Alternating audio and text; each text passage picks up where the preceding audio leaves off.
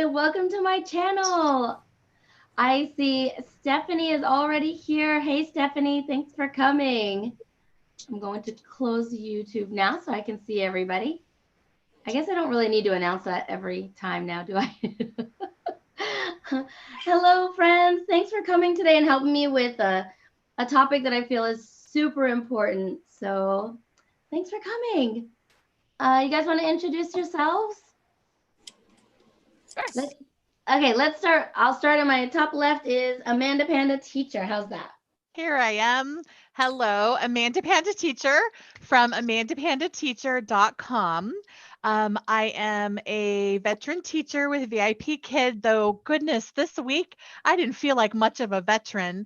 My students don't want to do anything. They just want to sit there and I'm not going to circle. I'm going to put clear cellophane on the screen. Oh my gosh, it's been a week for me. Yeah. I teach classes in California in PST time, so 2 a.m. is my jam, though tomorrow I get a 4 a.m. Woohoo!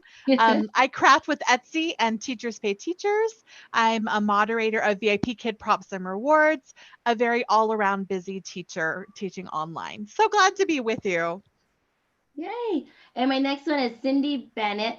Just so you know, I'm sharing the live a little bit because I didn't share it very well before. I put it on the iPad group.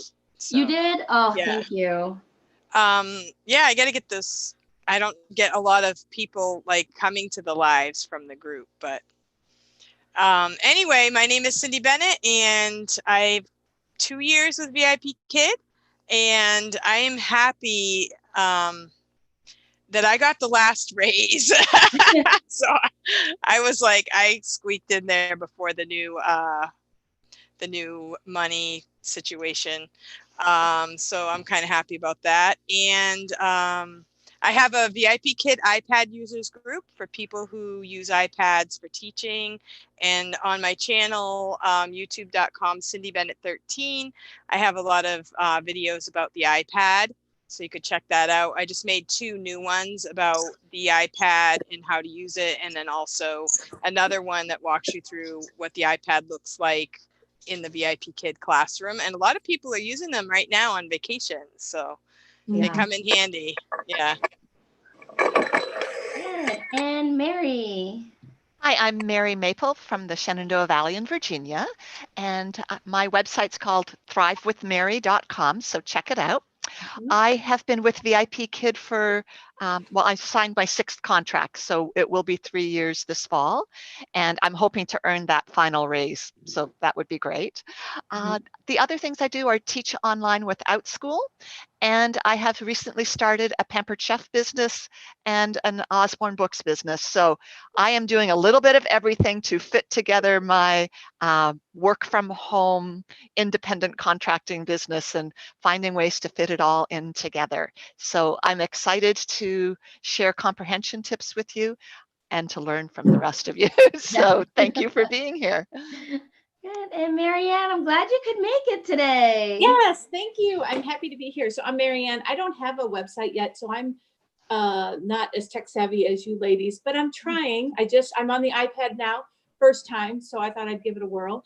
I have been with VIPKid, well, 3 years. I just signed my 6th contract. It'll be 3 years in October. So I've taught I'm almost at 7,000 classes. Wow. So I worked full time though with them for a couple of years. So still love it. I have so many regulars, which really makes it fun. I don't even know if I'm looking in the right direction. So sorry. Yeah, it's a little tricky. On my computer. And anyway, I have a lot of regulars, which makes it even more fun because now I get to see them each lesson, you know, so I can actually guide them. And that's why I love this comprehension topic, because I'm the one that gets to see them progress lesson by lesson, unit by unit. Like I have several regulars I've had for, gosh, 150, 200 plus classes.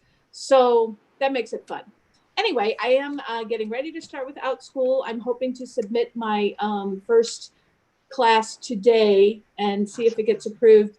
So we'll see. It's a fun beginner class, but I'll eventually get into more like emergent reading because I'm an early childhood elementary certified teacher. Yeah. So anyway, yeah. Amanda And then maybe Panda someday too. I'll be famous like you ladies and I do have a YouTube channel. I want to resurrect it once I start out school. But anyway, I only have 29 subscribers right now. So Everyone we'll see. jump on and subscribe to her channel. Oh, thank you. Right. And Mary too. Mary's close to 100, right? Yay. Okay. I am very close. Yeah. And Marianne, did you put your first OutSchool intro up there yet? No. So Okay. my husband suggested that I wait until the first class gets approved, Yeah. and then kind of do everything at once. When she I don't posts that, you guys need to go check it out. It's super cute. I love it. Oh, thanks. I got a sneak peek. Yeah, it's a little different, but anyway. Okay. I'm still waiting on my background check. I'm like, seriously. Oh.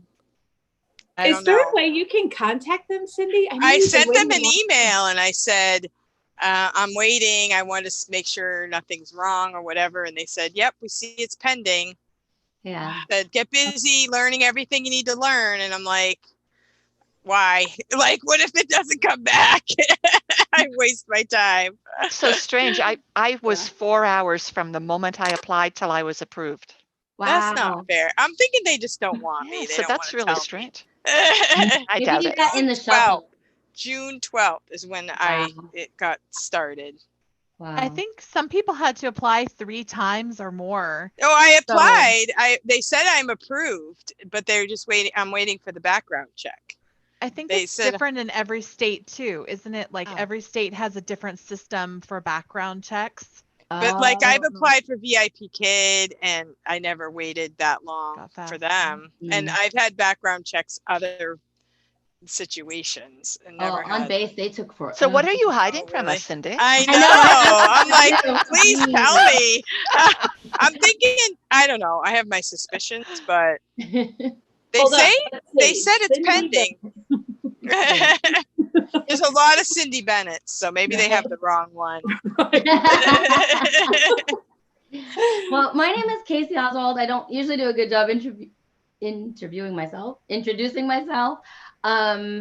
Like them, I'm a VIPKid teacher. I've been with VIPKid for 10 months, going on almost 11 months now. And comprehension is a huge thing for me because I always struggled as a kid with it. And so for me, teaching kindergarten was something I always wanted to help the littles with so that they never hated reading like I used to when I was a kid, which is probably why I read tons of storybooks to kids. And so comprehension is just an amazing topic for me to want to discuss and want to learn. Does that make sense? Yeah. So I have a question. So did Yeah. you have a hard time reading or did you have a hard time comprehending or both? How did that? Comprehension. Even in college, Cindy, I can read and read, but I don't understand what I read. So I have to go back and reread. And a trick for anybody like older in college, I used to have to read out loud. Yeah. So I couldn't go to a library because I had to read out loud. So I would just have to sit and read out loud so that I would hear it myself, I guess. Maybe I'm more auditory than I ever knew. But yeah, if I just read something, I can't remember it or comprehend it very well. So yeah. Well, you just Psychology made classes were hard. What's that? You just made a really important point, though, is that you perhaps learn better as an auditory learner. And I think we need to keep in mind all the different learning styles when we're teaching our students, because some will learn better by listening and hearing it out loud. Some are going to be more visual and need that visual cue, a picture or something. And some are going to need to get up and act it out, you know, so to really try those kinesthetic, visual, auditory learning styles incorporated into each lesson so that they have a better chance of understanding not just the word, the vocabulary word, but then to understand the meaning as those words are put together and integrate with one another, interact with one another. So I guess an example of that, which I always think about, is when I was active duty. Okay, they give you they might tell you how to do something. Well, that wasn't a good way for me to learn. And then it's, here's your manuals, go read them. Well, that wasn't very good for me either. But OJT, on the job, show me how to fix whatever I need to fix on the plane. Show me these things. Let me touch it and do it. If I do it, then I can learn it. Yeah, So, that's like my husband. He would fix cars, and he would get like these manuals that are this thick, yeah.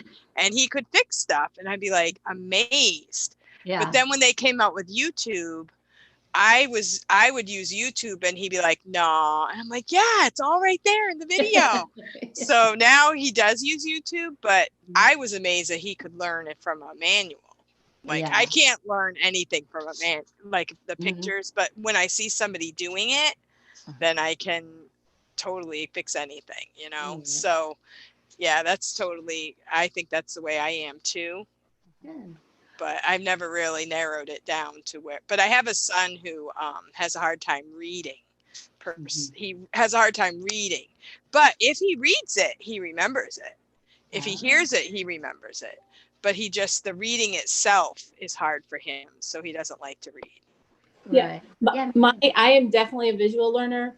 And I liked when the teachers said something and then they said, for example, oh, okay, I got it. I just found out my husband, we've been married almost 25 years, and he is, I don't know if he has a photographic memory, but he can read something, he's got it. Especially if it's really detailed. He's very intelligent. He could be in Mensa. I mean, he's just really smart. So he has something called aphantasia, which is he can't visualize. You know, when they say, close your eyes and picture yourself on the beach and see the ocean, he cannot recall. Oh, that's interesting. And we just found out, or we figured out what it was a couple of years ago. And it's really it is, because it's like. So how did you figure that out? Well, I would say things like, we would talk about visual. He does a lot of meditation. And so, you know, when I learned that, you know, they would, you know, if you're trying to calm down and they say, close your eyes, go to your favorite spot. Is it the beach? Is it the mountains? And he's like, I can't see anything. And I'm like, what? Oh, interesting. How can you not see anything? Wow. I'll have to ask my husband about that. I never even thought of asking that. It's called aphantasia. And it's aphantasia. And yeah. Does he dream at night? Does he have dreams about things? That's my question too. He does have dreams, although we take like melatonin because we both work overnights and it's a crazy schedule, and I need something to help me sleep or to fall asleep. So I feel like when I take melatonin extra, I don't remember my dreams. Oh. And I don't know if that has something to do with it. Because my husband says he doesn't have dreams, and I'm like, that can't be possible. Like everybody has dreams, you just don't remember them. Yes, so I'm always dreaming about something. It drives me crazy. But he's definitely auditory. I'm visual. If somebody's reading to me, I don't know. I need to see it myself. Anyway. Interesting. So there are actually tests you can take, and I have one in my kindergarten kit I should have brought with me today, because for my daughter, if she struggled, I'm like, here, touch this, take this, do this, and it wasn't connecting. Well, she's auditory. So we took this little test, and I'm like, oh, she doesn't learn the same way as me. You know, just because my mom or her mom didn't mean, you know, doesn't mean that she's going to learn the same way. So if I read to her or we recorded something and she could listen to it, she could remember it. But to give her things or for her to read it, she struggled with. So yeah, I find this so interesting. Really quick, I just want to give a shout out to those that are in the chat. And Candy, I've been thinking about you this week. Were you the one that told us this topic? Her or Laura, I think, gave us this one. So good topic. Hello, Stephanie, and Charles is here. Hey, Charles. Jason. Okay, Jason. Hey, Jason. I invited you to the Pampered Chef party because you said you loved it. So, you know. That's funny. Teacher Pineapple, hey. She said, yeah, Teacher Manda Panda. And let's see. Teacher Pineapple, I love your name. Oh, Amanda Panda's in the house. Hey, Amanda Panda. Aw, and you're Melissa popular. Miller. Oh, she said she's going to jump in the chat. Awesome. Melissa, you are always welcome, even if you have to come late. We don't mind at all. So, all right, everybody, let's see. We've already gotten started. That didn't sound right to me. We've already started, but let's dig right in. Did anybody come up with maybe a couple of ideas to help struggling students that struggle with comprehension? Marianne? Well, I have something I've been using more and more. So I taught the TOEFL classes for a while. I had that certification, and then I dropped it. I just didn't like the setup personally, because the kids were just kind of clicking the answer instead of trying to figure out how to get the answer. Right. And that kind of frustrated me. So I'm like, anyway. So I found this on, I think it was on the Props and Rewards website, and it's I don't know if you can see it. Yeah. It basically talks, I talk about the 5 W's: who, what, when, where, why. And then of course there's how that fits in there. Sorry. Okay. Still learning. Anyway, I've been using those even in like level 2. And because most of I was a young level 1 teacher, level 1, level 2. So now they've all graduated level 2. So I'm trying to get them early with comprehension, because it gets more difficult as they progress. So when they're talking about a story and they say, who is it? And I'll hold up, who is a person? And then I have these little, that's nice. These little characters like, who is it? And if they're talking about a boy, I have a boy character, just to try to make that connection. And even if they don't get it the first time, it's okay. I keep saying it over and over. Who is it? And if they say she or her, at least they're in the right ballpark with the pronoun or whatever. And this is Dee Dee. This is my friend Dee Dee. She is, I have twin girls, well, a couple of sets of twins that I teach. So these are my little twin girls. But anyway, so I have tried to show them so they can see it. And they might even have something of their own that they can use to, oh yeah, like I have a Barbie or something. And then if it's when, when, and I try to find a calendar or clock or something that associates with when, where. Yes, I point to that, but I don't have a watch, so I don't know if they know what I'm talking Mine barely ever comes off. You can see my tan line. So, or where, they know China, America. So something to associate with the 5 W's. And then I've also started, I learned this from TOEFL that I do with level 2 is I'll circle who, who, circle the word, pronoun. The pronoun, thank you. So they can start to associate. And I think that's helped as they progress in level 2. Because at least they know what I'm talking about. When, even level 3, when they're learning days of the week. So when is a day, or when is a time, but anyway, that's what I've been doing more and more with the youngers, which I wish I had done before, but it's never too late. So Amanda Panda, do you have any of those on your site yet? Do you have question cards? I don't have question cards. I need some question cards. Yeah. I learned from another teacher on YouTube about using your body when you ask a question. So I train very little. Like I just taught a level 2 unit 4 this morning, and we were learning who cooks, mom cooks, dad cooks, grandma cooks. So when I do a question, my arms go up like this to recognize that it's a question. Who cooks? So I use my body in TPR to get them to really understand I'm asking them a question and identify that who is a question word, even in those very young levels and beginners. For who, like what, where, I use the same kind of tools and props. I have a little house, I have a little clock, I say when. Those are all good strategies for teaching them questions. And I do a lot of underlining too. So like the keywords in the question, I'm underlining. With my level 4 student, I'm teaching her to reply to a question and use the words in the question.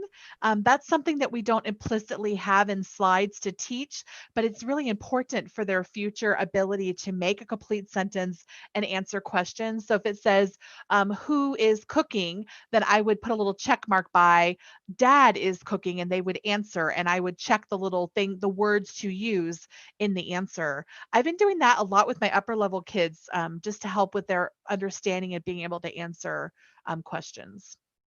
Good. And I think another thing to use with questions is when they're learning vocabulary words, asking them to use that word in a sentence. And also asking, well, a TOEFL, tip is asking for a similar word or an opposite word, because when they can start applying those concepts to a word, you can tell whether or not they're understanding its true meaning. So those are also, and even with my level 2s, I have a level 2 unit 4 that I'll say, can you put this word in a sentence? And she can, you know, it's so as soon as you can start doing that, it helps them apply it to their daily life. Also, the instructional words in questions, we teach same and different. There's my TPR for that. We teach same and different many times, but we don't often teach the other instructional words that are in questions, like compare or like those are hard. Yeah, like compare and similar, contrast. Similar or differences, like those higher level instructional words and questions. I always circle them before I read and go over with the student and ask them that question so that they've got a foundation. And usually I'll put in an extra word that they understand. So like, I'm trying to think of a good example. Comparison.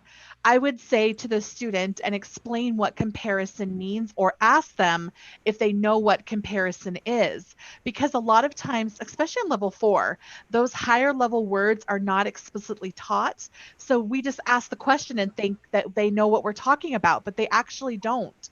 So VIPKid, the program, throws in lots of more like instructional words. There are so many of them that they've not been explicitly taught. So I'm always circling, what is comparison? Comparison is apples and oranges. Tell me about, one is circle, one is red, like one is orange. So I teach that and give examples. And Marianne mentioned that about giving examples of things, so that those instructional words are so important, so important. Yes. Let's see, we have a question in the chat. Question 1, need advice. How to make level 2 visiting America interesting? What props are good? I have 3 students in this level.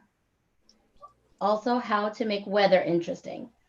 Oh, yeah, I do. I use my apples to apples or stars to apples. There are a lot of really cool rewards so that you don't have to. Sometimes I will even take pictures and use some of my own pictures. I don't have my iPad set up right now, but I have my phone. I don't know how that's going to look on the thing. But there are some really cool ones. Like recently I've done the weather for little girls, and they have like the ponies, the My Little Ponies, and it's windy and it's rainy and you can get, and in the stars to apples, when you do this find a star, it's open, so you can reuse those. You don't have to remember what number it is. And it's really fun. I use those. I have some flashcards that I also have for the weather. And then I also use the AR stickers if I'm on my computer. You can use the AR stickers also. Like there's one that has like an umbrella. Evelyn did a really cool video quite a while back about using the AR stickers for the seasons. So like you could do the umbrella for raining, and then there's one where you have the hat with the hot air balloon. You could use that one for windy. And then there's snowy. You could do the queen with the snow for snowy. And then there's the pumpkin in the seasons for the fall. So I use those a lot, just kind of intermittently, like to surprise the kids. And I don't keep it on. I just do it when we're talking about that thing. But like for snowy, I have Elsa, and I'll pull that out. So there's a lot of good rewards, and I use the rewards as explaining those seasons as well. Yeah. Marianne? I was gonna say, for weather, since I have a lot of regulars, I'm fortunate to be able to, each time I see them, I've been trying to ask, instead of just, how are you? What did you do today? How is the weather? So I do have a little, sorry, I'm not in my classroom, but I have a little thing that says weather, and it has the different, a sun, a snowflake, or whatever. I do have a sun, a fake sun. It's like, is it sunny? And then we talk about good morning, good evening. And I show them, it's dark. I have a window so I can show them dark. Yeah. For snow, because if you're doing the weather topic, I got this from Jennifer Anderson. those fake petals, white petals, flower petals that you can buy in the wedding section. You can I toss some of those down for snow. I use bubbles for windy to show windy, and I have leaves for fall. But my point was, I think like a lot of times they don't. I don't know. I've just tried to incorporate the weather question into a morning, into the beginning conversation. Because I don't know if they, I don't know, I forget what level the weather is, but it's much later. Yeah, unit 11. Yeah, it's unit level 11. 2, isn't it? Level 2, unit 11. Level 2, unit 11. So almost the end of level 2. Right, which is like, but they, I mean, I think that's something easy for them to learn and pick up. That's what I've seen. Yeah. But anyway, I try to incorporate that into a question. How is the weather? And then I look outside and is it cold? I do the same thing, and just I start with sun and rain if it's if it's summertime. One of the things that my kids absolutely love for wind, and you probably all know this, but wind, yeah, that's good. And this particular prop is one of my favorite for teaching snow, and that it melts. Spring. Right? That's really cute. So it's a snowman. My goodness, I need that. Sun, and it melts, and it's just a felted little snowman. It's so cute, but it really works well for the melt, right? And that is really hard for them to understand. Yeah, it is, isn't it? I should make more of these, but they're just such a good concept for teaching melt. You made it? Melt. Yeah, I saw one, and then I saw one at a craft fair, and so that's so easy to make. So. Yeah. I saw a thing for melt. You could. Oh, I'm sorry. No, go ahead. Oh, go ahead. Sorry. Oh, I was just showing. I have these that are free on. I believe I got them free from the VIPKid library or the props groups. One of them, just free. They say snowy. The seasons are on top. Really simple. Yes. I also use Google Slides, so I usually have them both, and I'll show one at one time and one at another, just so it's not the same. Snowy. Every time it's snowy this, snowy that, snowy this. Yeah, there's my snowy. Yes, that's awesome. Really easy. Kids love that. I have a little snow. It's a snowflake ornament. So the snow goes down the camera like this. Snowy. I have actually an umbrella, and I actually use the umbrella in class. You open it in the house? Yeah, totally. And we have class with the umbrella. It's really fun. Kids love it. And I have a dog umbrella, so they think it's hilarious that I have a dog umbrella. That's awesome. I use the umbrella for weather all the time. Of course, I have a son, but I use a lot of TPR. So it's easy to TPR the weather. So this is my rainy. This is my snowy. Here's sunny. What's the other windy? Oh, windy. So yeah, it's really fun. I think it's good to have activities for extension, because a lot of students do know the names of the weather. So you need extra things to enhance, because the weather is probably something they're taught in their own English classes in school. So when they come, they already know the names of all the weather. So I'm extending and adding things upon. Another question she had was about level 2, unit 12. I have a resource in my Etsy shop. I do have this one. I have the weather too in my Etsy shop, but I teach other things with the queen. So I have her hat, her dog, her palace, her guard. So I'm extending on the lesson, because that unit is not really fun. I love fish and chips. So I teach that fish and chips, that's what it looks like. In America, we call it French fries. So I teach a little bit of the difference about chips. I love tea, so I teach teapot, teacup. So all of these are printable in my Etsy shop, or you can order it crafted from me. I do these with the little guys in the bus too. So they come and jump on and they get on the bus. So awesome. On the that board slide. So there's a lot of fun extra things to do. So it's all about the extras in those 2 units, because they do know a lot of the words already, and it is not really fun. So you just need a few extra supplementals to help with that for sure.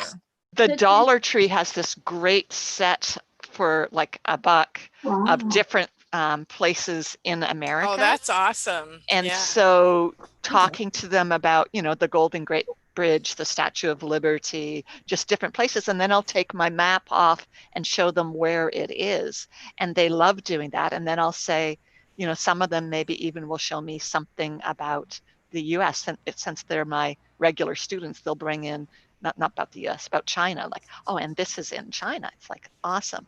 And in terms of the British part of that unit, I really like showing, you know, pictures of the Queen's family, a picture of when she was young and then old. This is like 50 years apart or something. So it's fun having them realize this is a real person and teaching them about the family and incorporating past vocabulary words to apply it to the current unit can be really fun too.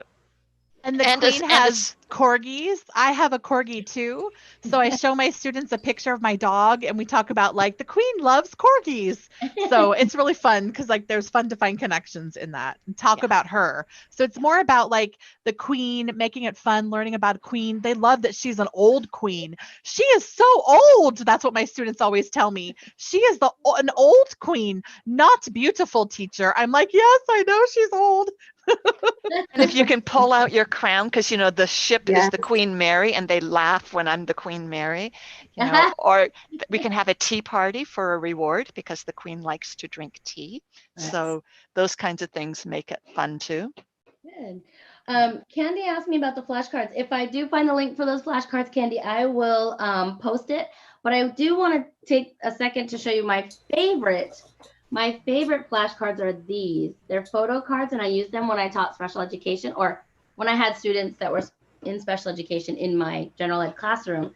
What company are they? These are Learning Resources, and I'll put a link below to these too. There's 156 cards in here. They're right on wipe off cards on one side. So like, for example, hallway, when you're teaching hallway, it says hall on one side. So I flip it over and I write the word that they're using, hallway. So, but I have them clipped with little clips on the side of me because they come up every lesson.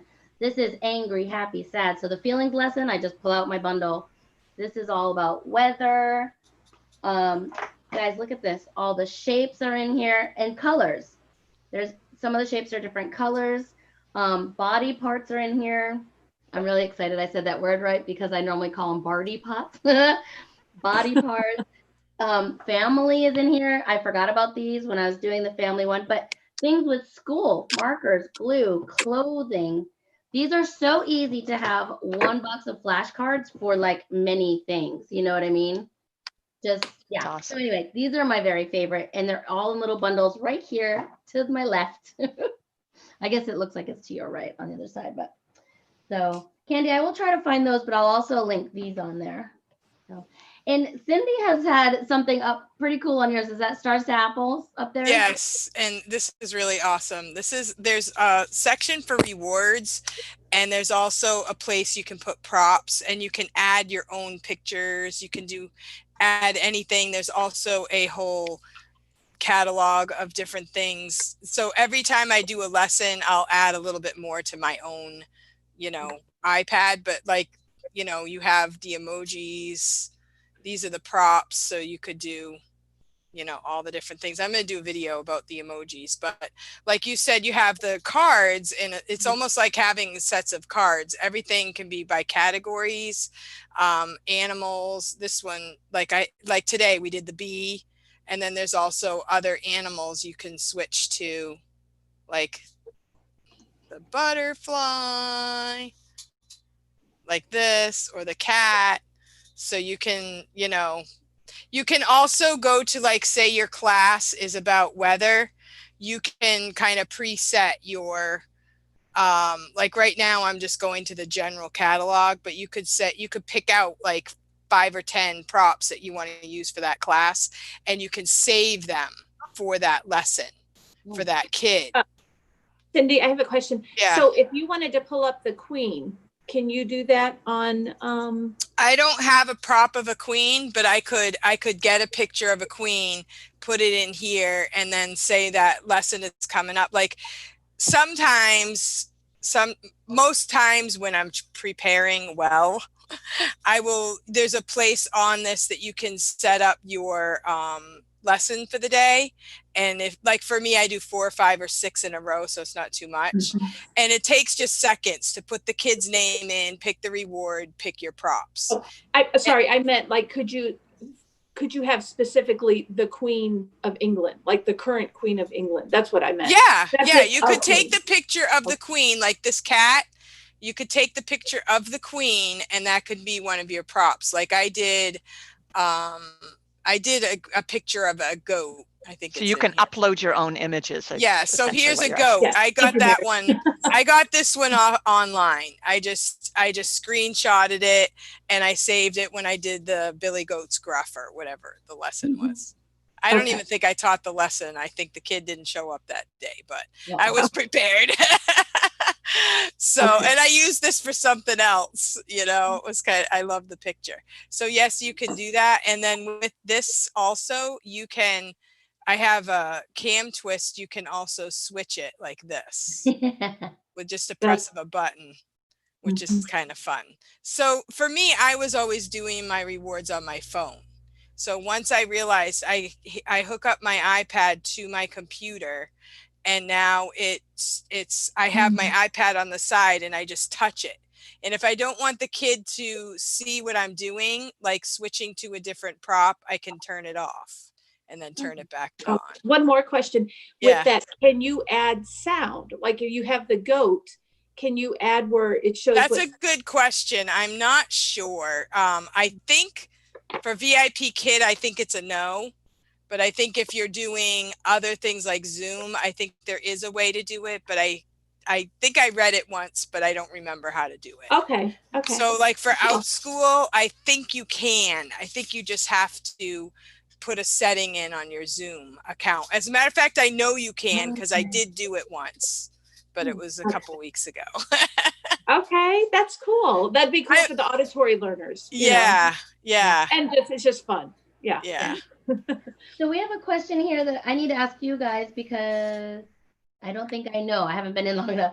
When did level 2 get songs? This morning, my new level 2 had the songs the songs already recording and dyno animation for drag, drop, and circle. I have not done those. Have you guys? Is she talking about the helper, the dyno helper? In level recorded songs? Marianne? Well, in level 2, the first level, they used to have dyno, like when they made that transition from level 1 to level 2, they had dyno in the bottom and you could click him and he would show drag and then he'd drag whatever. But I think that's just in the first half of level. It's called Dyno Helper. It's there. And it's been more than 6 months. It's been a while that's there. And then the first 2 units, like we sing, this is my mom and this is my dad. This is my family. So there's a recorded button to hit and then Dyno sings. That's been there for a while, like a long time. So it's not a new thing. And but the Dyno helper, that little drag and drop helper, that's available in the first few lessons of level 2. Yeah, maybe that's what it was, Candy. Maybe you had them very early in the unit this time. Yes. Good. Let's see. Anyone else have to remember to be patient when the kids keep repeating the questions back to you when you need them to answer? That's part of the level. That's part of where the puppet comes in handy to model the question, answer, response, what the conversation is, what a dialogue is versus repeating simply. Yeah, it's definitely need patience for that one. That's funny. There certainly is a stage. Like there's a stage where it is all repeating. My student is currently in level 2, unit 5, and he just stopped repeating after me. Every time I would say, good job, get a star, he would say, good job, get a star. Like every single word I said, he repeated. Now he's finally starting to understand teachers telling me something. I don't need to say it back to him. I use a popsicle stick prop with a question mark to hold up to the screen to show them, to answer a question, to ask and answer. So in my conversation at the opening, that's how I build that conversation skill with the student and I together. So I will ask them, how are you? And we all ask that. And he will say, I am good. And then I will hold up my question mark prop. Actually, I'll grab it. It's right behind me. I'll hold up my little question mark prop. I should just bring everything over here to the camera. We're always grabbing something. I was thinking that earlier. I'm like, if they see us all moving around, that's why we're trying to give our next pop. So I hold this up to the camera and then I go like this with my student and I teach them to say, teacher, how are you? So the simple questions are now becoming training on what a question is. So they start understanding this is conversation. Did you have a good day? I'll ask the student. That's my new go-to right now. And then I will hold this up and I will say to them, did you have a good day? I had a good day. I'm also teaching the past tense at a very early level so that I'm building in their knowledge of what the past tense is, that we don't say go all the time. We say went sometimes. Right. So that, which is something that in Chinese and Mandarin, there is no tense. So to have them understand that we have many tenses is something I do in the conversations with my students. So very early, level 2, unit 1, learn unit 2. Once they understand how are you, then I build the next lesson. Ask teacher, and it takes them a little while. Teacher, how are you? And then maybe like Mayor Mike will come up and he'll ask, how are you? How are you? How are you? So a little puppet will help facilitate that. But this little question mark is really handy. So awesome. Nice. Thank you. That's a good one. Is that in your shop, Amanda? Yes, it's a whole set of them. So there's 15 that come as a set. It's new teacher starter kit in my shop. I was going to talk about this one too, a stop sign. When I'm teaching reading comprehension and the student really struggles with pronunciation or understanding, I will tell them to read a section and then I will put a little X to stop. And then I will have a little conversation with them about what we read in the very first section. And then we'll have them read on. Instead of reading the whole slide with everything, it is too much for them to comprehend. It's also too much for me to give proper corrections if they need them. If I've got 20 words to correct, oh my gosh, I'm going to die. So instead, I'll do one section at a time. And my little stop sign is my signal to my student, stop, so that we can talk about it. I also look ahead at the comprehension questions for kids that are really struggling that I know need the direct correlation. Like, here's the question, here's the answer. So I often flip back slides back and forth, and I know the question in advance. So I will ask them the question in that section where the answer is. And I'm underlining and teaching them to find the answer in the story. The answer is in the story. Don't we teach that in primary school too? Yeah. Find the proof for your answer, highlight and underline it. So I'm doing that also in my online classes with my students. Yeah. I was going to say, piggyback, Amanda was talking about intonation, and that's another thing, especially level 4. I mean, hopefully level 3, they can start, but I just started teaching the higher levels, and I've noticed they will just read the passage and then they do this and then they read that and then it's all in monotone. And so I've been trying to practice on intonation with some of the more advanced readers. I get that they can read it. So now it's time to move on to, intonation or, something different. And it's, and I don't mind going, reading like, what did they say? And talk about exclamation points and what it means, and to get them to read with a little bit more feeling, because it makes it more fun, first of all. Because I had a couple of students, they just read, as soon as I click the slide, they just start reading. I'm like, wait, and I get, maybe they want to show me that they know how to read all these words, and that's awesome, but that's only part of reading or reading comprehension. It's also using different voices, dialects, whatever. So I don't know. I was just going to say, I think that's another important aspect of reading comprehension. Mm-hmm. And piggybacking off of what Amanda was saying, with knowing the question ahead of time is a great strategy to be able to help them when you're in the middle of the story. But if you didn't look ahead, and you start asking those comprehension questions, if they don't know, or if you want to show them, then that's a good time to go back as well. So I've noticed in level 3, I don't know if they changed it or if it's always been there, but they will on the side, they have sometimes they have the questions there. And it's a good thing to ask them slide by slide instead of waiting until they finish the story, so that and you can ask them again and see if they remember. You know what I'm saying? Like, instead of waiting till, if there's 3 pages or 3 slides of a story, ask them each slide, and then you can ask them again. And they'll say, oh, I know this. So Amanda, I have them ready for my next. Oh, nice. I'm a walking Amanda Panda shop here, but it's all in my good fortune box to send to my next referral. So good job. It's ready to go. Nice. Yes, Cindy, what were you going to say? I was going to say that's the value in having the same teacher. I know it's good to have different teachers too, but I feel so much better when I know the student, I know what we can do, I know what we need to work on, and we can build. And when I have a student that I have like one time and you barely get to know them and you don't know if they're coming back, I feel like I'm not as good with, corrections or intonation, and things like that. So I wish there was a way like, we can try to portray that in the feedback and just try to, try to emphasize. I always say, I can't wait to see that your student back in my classroom so we can work on blah, blah, blah. Because I know that some parents, I have one parent that I did that. I said, the next time we're going to work on, because he does that, he reads and he just thinks he can read so well and so fast, but he's monotone. And I'm like, you need to slow down, and we are going to try intonation. Sometimes I wonder if some of these kids, especially the boys, how much do they really talk right now? Because if they don't go to school, well, even if they go to school, they're quiet all the time, right?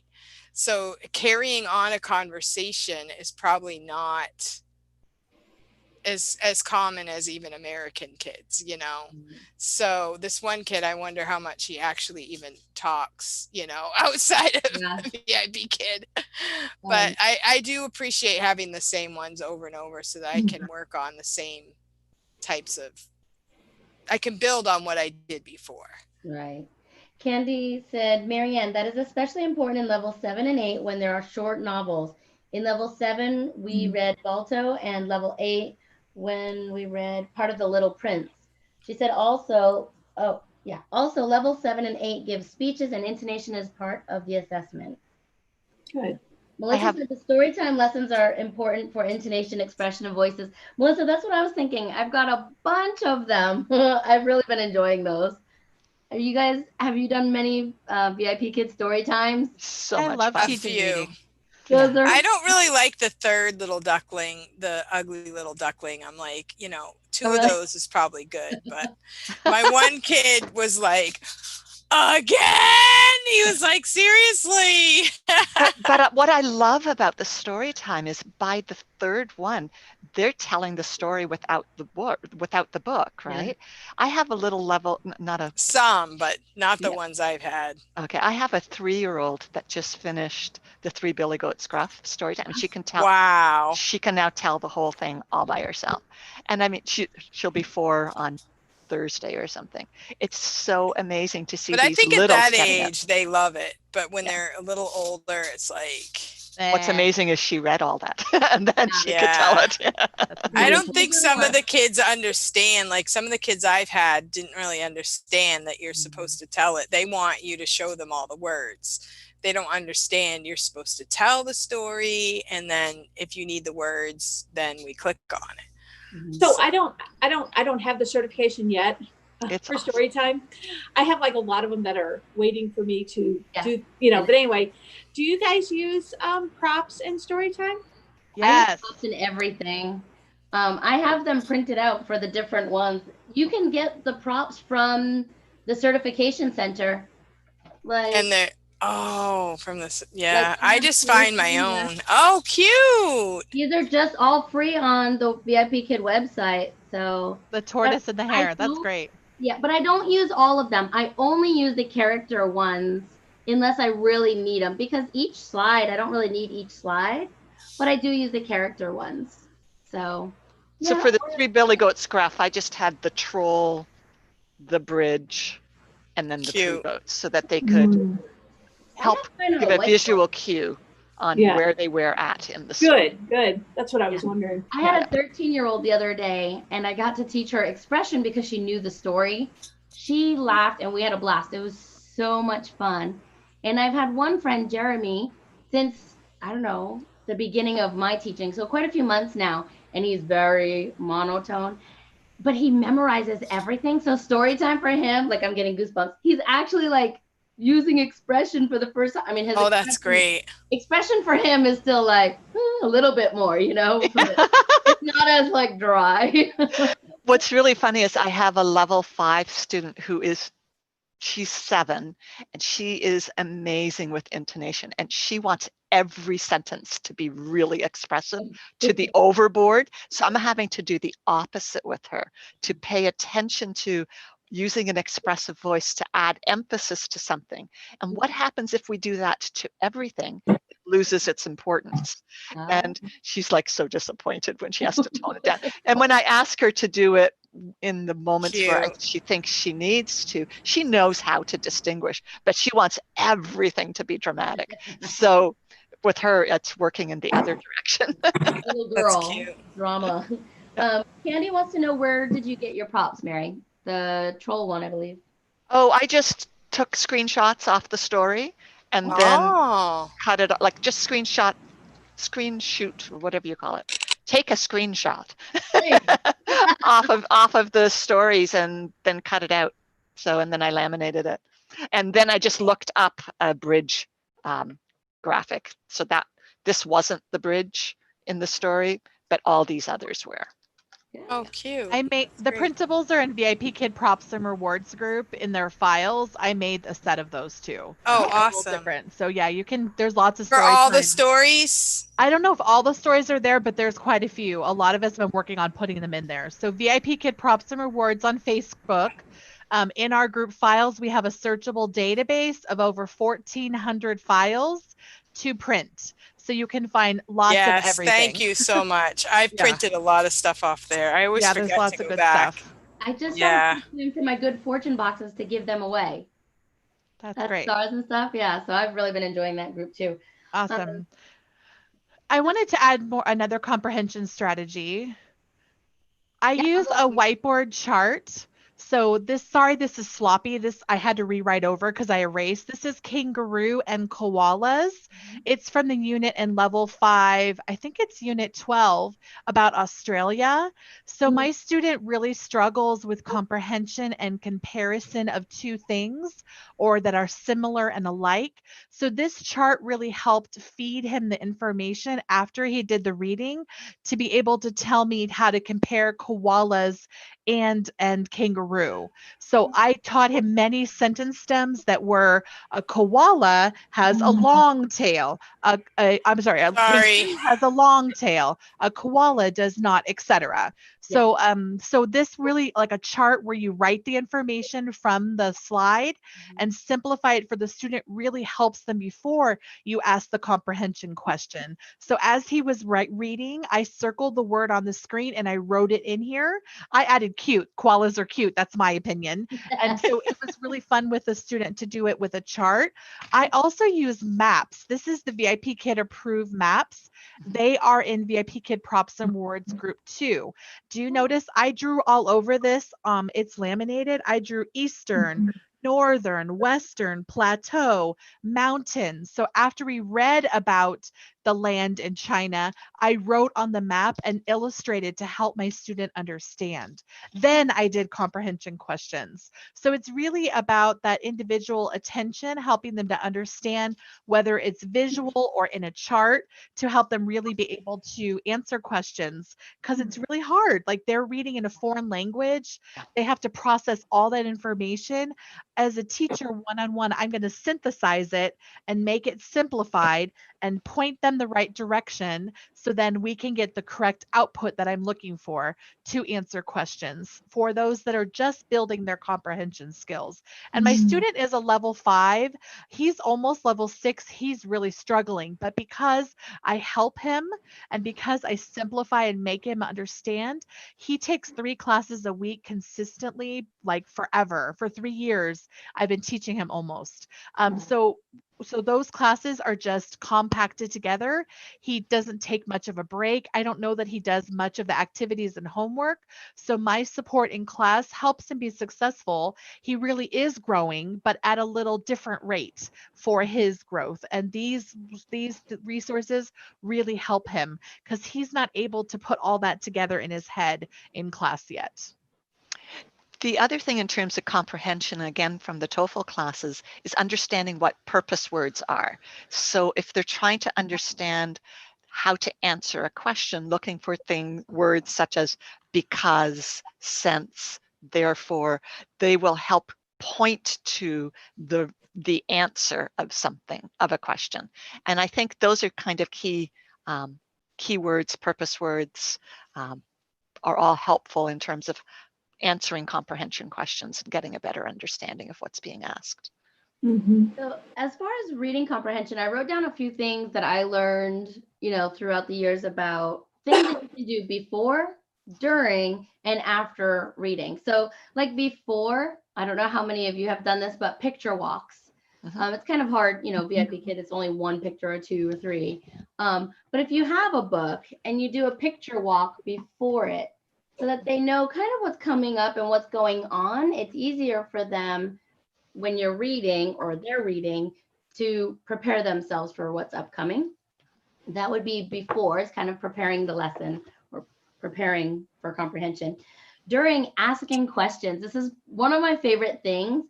I love to ask questions, and I used to forget in my kindergarten classroom to ask really effective questions to help them with their reading. So I bought these little wands and would have the kids pick them. So like things like, who is your favorite character? What is the story about? What will happen in the story? This asks where is the setting? What's your favorite part? How did the story end? They're all different colors, so I use these for everything. But can you put a link for those in your resources? Sure. Yeah, I will. I don't think the last few times I've tried on Amazon, I couldn't find them, but I will find them for you and put them on. I got them at I bought them at Lakeshore Learning. So if I can't find the link, I'll definitely I'll find them in Lakeshore and let you guys know. But those are good to ask during.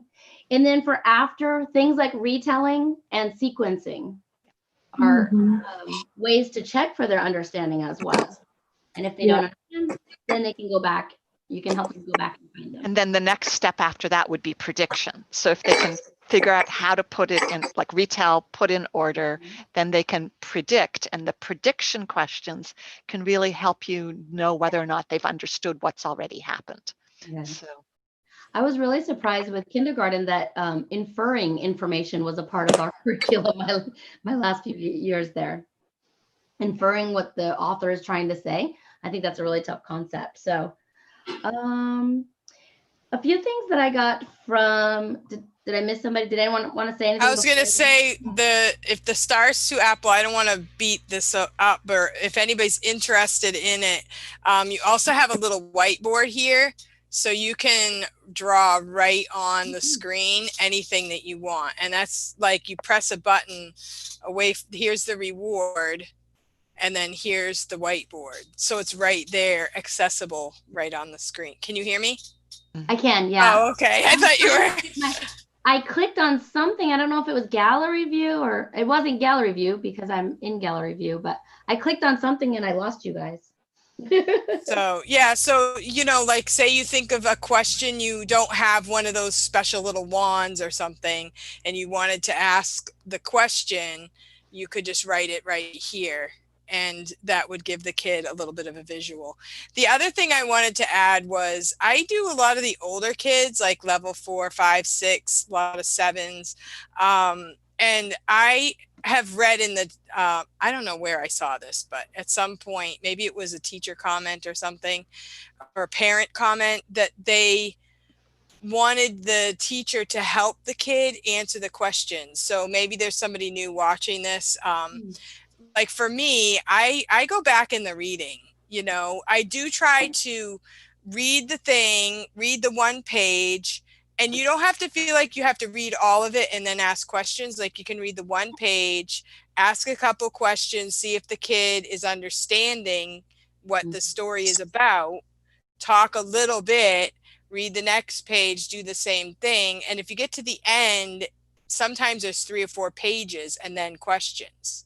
So you don't have to wait for the questions to talk about the story. And then if they still don't get the answers, I go back in the pages and help the kid find the answers. Because the kids, you know, the real reason that we're doing this is for them to speak English. And so anything that they say out loud, anything that you talk about together, they need to feel like it's not all about answering the questions. We're all about speaking and talking, and I'm not going to be upset if you give me the wrong answer, you know? And so anything that they need to feel comfortable with you and not just always be, I guess my thing with comprehension right now is we're speaking. So that's the most important thing. And then comprehension is part of it, but we don't want the kid to be hung up because they're going to want to get the right answer. That's the way they are. And we need to portray that it's not all about just getting the right answer, because some kids really get hard on themselves if they get the wrong answer and you tell them that's the wrong answer. I had one kid, he was like, and he would turn the camera off and he would be so mad. And I'm like, no, it's fine. It's okay. You know, we're talking, you know, any answer is the right answer, you know, and then that's why I have fun rewards, especially for the boys, to kind of relax them, you know. So you have to be aware of that. And some of the little kids, I've had them cry. So I'm going to step out. Thanks, everyone. Oh, okay. I thought you wanted to say something. I was going to say, you could, if you had time, because, you know, it's, you know, we only have 25 minutes, but on that blank screen, you could draw like a quick graphic organizer, just to kind of get them, even if it's just a couple of topics, and to get them to think. And if they're a fast writer, they could write it, or you could write it. But it's a way to get them to connect the dots about what the story is about. And you can do this even in level 2, talking about colors and just trying to group things together, make it as simple or as complex as you want. Because I know I just started getting level 5 students. All my level 5 students are like level 3. Okay. Oh, love level 5. And I'm like, because I'm like, yes, I've got level 5. It's going to be an easy class. I'm so excited. I won't have to do anything. And they're like, I'm like, how are you? Good. Yeah. Yeah. Because they jump in. Yeah, they jump in at that level, but they haven't been doing VIPKid all the way up. Yes. So yeah. Anyway, it's just easy. I love using the white screen, and it gives them a chance to write. It kind of gives them a little break from reading. Yeah. It gives them a chance to challenge their brain, and even just to start focusing on ideas about the story. So the Starlight Trials, I think, are pretty cool with that. The end, especially the Mystery Island Starlight Trial, it's got a graphic organizer at the end. They have to put the story in order. I had a girl today, though. She couldn't read. She didn't understand really much of anything, but well, they're definitely not good for anyone, but it's got cool like graphic organizers and things kind of what we're talking about today to check their comprehension. Yeah. That's cool. I think level 3, I see they're making changes, and maybe they're trying to focus more on comprehension. I've seen some changes over the past several months. Oh, yes. So they're seeing the problem. Yeah, which is good. Especially the mammals and birds. That's gotten much better. It has. Mention it after Mary leaves, because that's her favorite one. Yeah, sorry. The slides, I'm in it now with all my regulars are almost there, but I'm not going to die this time because the slides are so much better. Yeah, they are. Really have made them a little more repetitive in the skill that we teach. I'm realizing that they don't have to master all the elements of what makes a mammal, what makes a bird word for word, even though live young is what we say. It's okay if they say live young sometimes. I give corrections for that, but my goodness. Yeah, so I think really it has improved. So it does make it a little bit easier for them to understand and comprehend. I think it was just too much information thrown in all together that really wasn't developmentally like what we were working on in the levels of 3 going on up. It was like putting a level 4 thing into a level 3 and trying to get us to teach that. And that's why I hated it so much, but it is so much better. So yeah, the kids really like the mammals and birds. Like they're interested in learning about it. They can understand feather because I'm better at teaching it after practice. So all of that, it has improved. Yes, definitely. I wish they would move it up higher, you know. I agree. Yeah, but more towards the end of level 3. Yes. So we've been but it might, Go ahead. I was going to say it might coordinate with, I don't know what they do in science class, but it might coordinate with a little bit of what they're doing in their own grade school. I don't know.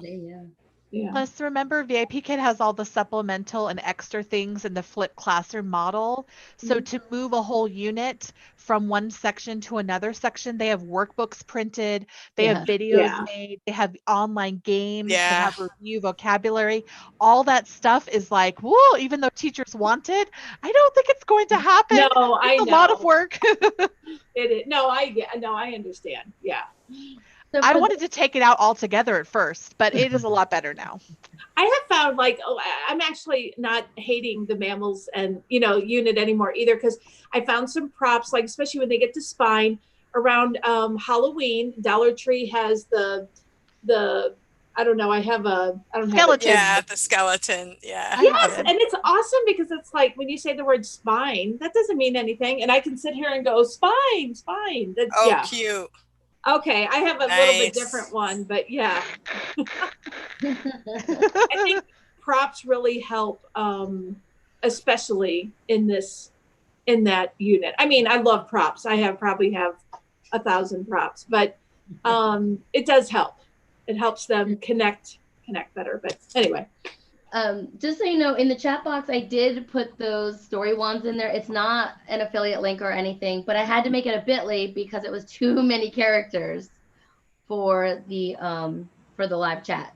So if anybody wanted to look at those, it's a bit.ly, but it's not an affiliate link.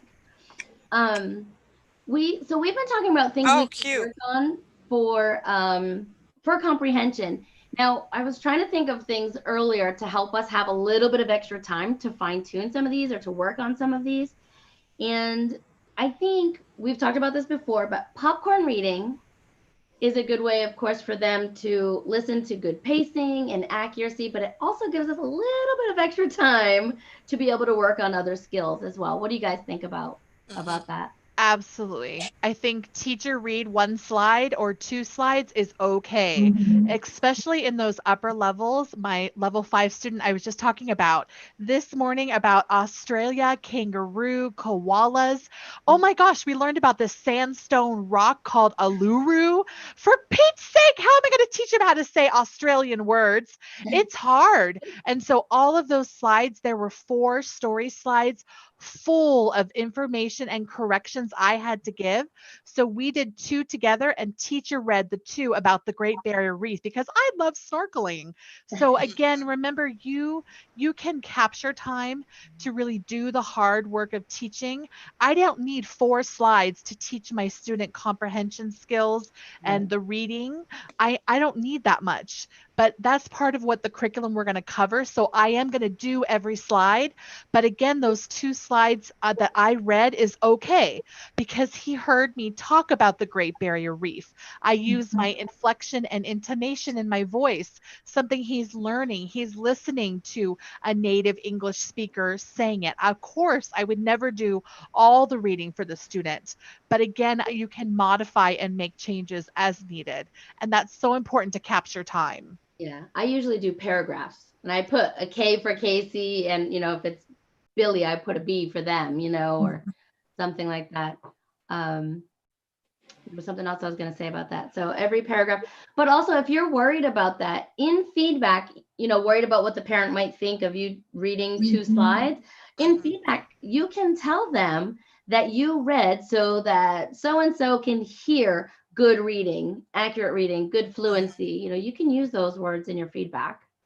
If it was not a regular student and that was what I had to do for time in the class, I may point that out as a teaching strategy. I would call out, I read to your student because of how much time we spent working on these skills that your student needs. Your student was listening to me read the skills so they can hear it from a native English speaker. So for a new student I wasn't familiar with, I would justify and explain. But for my regular old kids I see all the time, their parents trust me. So they know that they're going to come to my class. I'm going to work on the skills the kid needs. And so that level of trust is there. I don't have to worry as much about bad reviews or issues. Even parents are very understanding when they're your regulars about IT issues, about other things, because the kids love your class so much. They want to be with you. So that you can slide by with a little bit of issues sometime. When they're brand new and you've never met them before, oh my goodness, you got no leeway, and they'll give you a brutal, honest evaluation. So definitely explain. I always tell my parents, thank you for your understanding during our IT issues or whatever it is. I'm always very understanding and customer service oriented when there's any issue or thing I do different. So I'll explain. I read those 2 slides because, and explain why. Good. So Jason said during the birds and mammals unit, he'll ask, did you lay an egg today during the intro? There's a confused look at first, then they crack a smile and yell, no. Hello, Violet Sky Music. Yeah, this is my egg. What's that? Oh, yeah. This is my egg. I put dino in it, and I'm like, it's breaking, it's opening. And then I have dino in there, and they think that's hilarious. That's cute. I think using unusual props is a good thing because it helps them to remember it better. Instead of just having the ordinary props, if you have something really colorful or huge. Really weird. Yeah. And they didn't expect it. I did this around Easter. They didn't expect it at all. Does the glitter come off, Cindy? A little bit. Oh, no. A little bit. Not too much. Not too much. So we have Teacher Christy in the chat. She's got a question for us. And Christy, I'm sorry, but every time I see Violet Sky Music, you're probably going to have to tell me Teacher Christy for a while. She said, how do you leave feedback for parents for students who are making progress but are a bit behind? I have a regular who needs extra time to respond, so we don't get through all the slides these days. My advice would be do a couple questions on each slide. My advice is do every slide a little bit on each slide. Yeah. Like you can roll the dice and say, let's do 2 and 3 or 1 and 2, that kind of thing. But I never skip slides. But I will maybe do 1 question per slide or something like that. I agree. No matter how much the student's struggling, you have to finish all the slides. Actually, that's the #1 parent complaint in bad feedback. Even though it's your regular, I can adjust a little bit. Like I could skip a slide here or there and not have any problems with my regulars. But if I had to do it all the time because they were so far behind, I remember that the parent is trusting me to pace the lesson so we can finish everything and get it done. So I would encourage what Cindy said, 1 thing per slide, 1 or 2 things per slide. I spend a lot with vocabulary and development, so often I am rushing at the end of class, but I do try my best to get to every single slide. And then for feedback that I leave the parents, I will write in feedback what we're struggling with, but I won't call out that I skip slides in my feedback because there I am saying I did a bad job, give me a bad apple. So I wouldn't do that, but I would explain that we will work hard to complete the slides. And then I will make a goal that next time we will finish it and then we'll get them done. So I hardly ever skip slides, no matter how difficult the class is. Even if they cannot say it or they don't say it, I flip and move on. So you have to keep going, even though they're really struggling. Yeah. And call out to the parent in feedback what the problem is, what you're working on. Write it to the LP too, because sometimes when we explain it, it doesn't come across. But if the LP can explain it to the students' parents and explain what the problem is or what the issue is, we can really help them and get them to advance. And from what I understand, that is what the LPs like. When we can give them something for them to talk about, because they have to talk to that parent a certain number of times per month. And when they have a little snippet to talk to them about, Oh, really? It helps Okay. them look good too, that they're ready to talk about what the student needs. Yeah, typically, according to that summit we went to, typically the LP will connect with the parent after a unit assessment. So they meet with them like the first lesson, third lesson, and then they're supposed to meet with them after every unit assessment. So that would be a great time if you have anything that they're struggling with. That would be a good time to put it in the comment section, is with the unit assessment. If there wasn't something that wasn't on the, unit assessment. I mean, right. So don't forget, Teacher Christy, when you're writing feedback, they call it the sandwich. So a good positive, you can give them something that they need to work on in the middle, and then you always want to end with a positive. And that's kind of how I try to design it when there's a student that needs to work on something. I usually say something like, we will continue to work on blending in class. If I'm going to mention it more than once, then I will use, we're going to continue. Yeah. This is kind of something different that we haven't really mentioned before, but one way to help with comprehension is to ask questions, maybe the opposite of what you're reading. So like I have food, like say you're talking about fruit, and then you will say, do you like hamburgers? And when you do that, oh, I'm sorry, you can't see me. You can't see my stuff. So say I'm talking about fruit in the lesson, and then you ask him, is hamburger a fruit? And if they love hamburgers, their eyes brighten up, and that you've caught them. So maybe they weren't that excited about an apple or a banana. Uh-oh, my husband's calling me. I'll have to get it back. They weren't that excited about the apple or banana, but then you mentioned hamburger, and you've hooked them. So trying to grasp at things other than the lesson itself can help you to get their attention. Like I had a boy today that was like falling asleep. And so I just look for anything, like can be totally off topic, and just pull him in, and it worked. I think I had Minions matching game on my thing, and he loved it. And he was tired at the beginning of class, but by the end he was having a great time. So I think that's a good suggestion, is to just, you can go off topic, do something different, and then that helps with it gets them more interested, and it helps you to know if they're understanding or not. So that was a suggestion I had for comprehension. I use Crazy Chicken to wake up those kids falling asleep. Yeah, that's cute. It's really noisy, and they really think it's funny. And go to the camera, it's hilarious when it's like the big mouth right there. Okay, I'm gonna have to take this call, so I'm gonna have to go. Bye. I have to go too. Bye. I have to take my dog for a walk. All right. We'll see you guys. Jason, awesome that the LP reached out to you on WeChat. That's pretty cool. Super excited. He said finally. Thank you. Bye. Bye. Okay, well, Amanda, that's all I even have in my notes. Do you want to hear my big announcement that came in just as we were talking? Yes, I want to hear it. No one else is going to know. You guys in the chat will know, though. So you know how I've been approved to read Pout Pout Fish books on my channel? Yes, I was wondering how you did that. That's amazing. I got permission from the publisher. So sitting here just now, I got permission from the same publisher to read a different book. Oh, cool. Rainbow Rangers. Oh, cool. I've never heard of that one. I love Pout Pout Fish. It's a TV show, and my niece loves it. So I was trying to see if I could get that book. So I have to call her now and tell her. Oh, exciting. That's awesome. Yeah, the Pow Pow Fish is very popular. Great, really fun. Oh, good. Hopefully you guys like them. I don't know. You have to check them out and tell me what I can add, fix, or whatever. So anybody in will the watch. chat too, if you have ideas to make those better, let me know. I like that you have the toy too. That's great. Do you know where guys, a good idea, Kohl's Cares for Kids.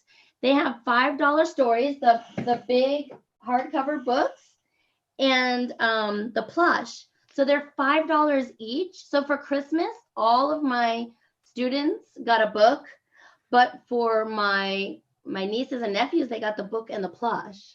Oh, cool. So yeah, that's how I got all of them. And actually, That's for great. my students, normally I got the ones that were on clearance. They put them for like $2.50 or $3. Oh, that's I great. just buy 20 books. That's awesome. All right, everybody, that's all I have for you today. Oh, good, Kent.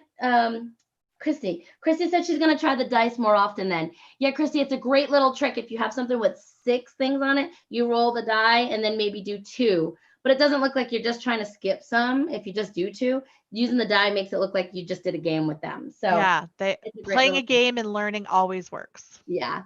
Awesome. Thank you, everybody in the chat. Thanks, Amanda Panda. Bye-bye.